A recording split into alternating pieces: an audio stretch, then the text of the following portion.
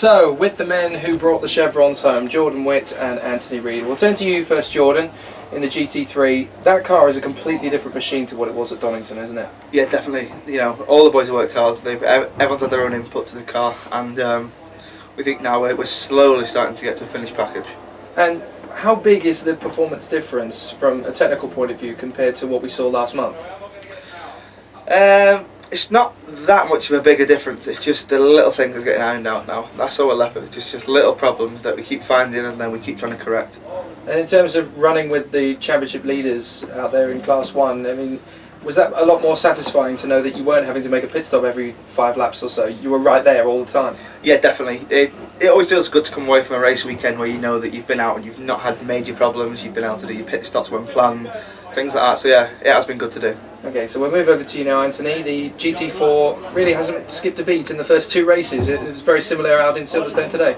Yeah, I mean, the advantage of the GT4 is it's a proven product. And this year, I mean, that's demonstrating that in the fact that the car is very consistent, very reliable, and it's great fun to drive. And of course you had 2 different conditions out there on the circuit. You had the atrocious weather conditions from the rain, but then you also had a drying circuit. I mean, was the car perfectly capable of being able to handle in both of those conditions? The car basically, you know, at the beginning of the race, we were, you know, everything was set up. The setup on the car, the slicks were on the car. We were ready to go for a dry race, and then suddenly the heavens opened.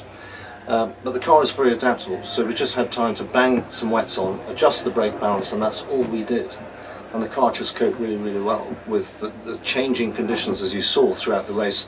Very heavy rain under the safety car to start with, aquaplaning. Later in the race, drying out, raining again, and at the end it was basically slicks.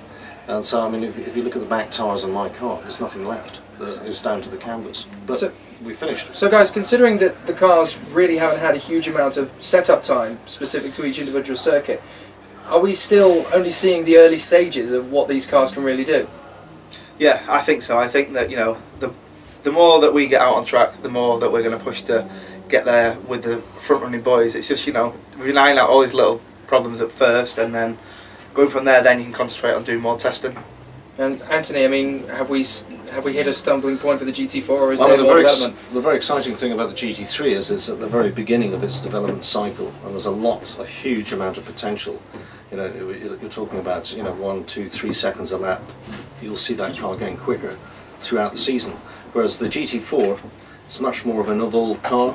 It's a proven product. It's there for the customers to go out and buy, relatively cheap, and they can have a lot of fun, and they can blow off Porsches and Ferraris, which is what it's all about. So now that we've had strong results, obviously in Donington and at Silverstone, I mean, where do we go from here? What's the target at Rockingham? I think the target at Rockingham is going to be to try and get out there and do as much testing as possible between now and then. And then we have a few little different things that we want to try on the car, and it's just keep the project moving forward constantly, trying to just stay with the front boys as much as possible, and just go on from there. And for yourselves in the GT4, Anthony, I mean, well, I mean, the great thing about this team, this company, Chevron, it's an iconic brand, famous over the last 45 years.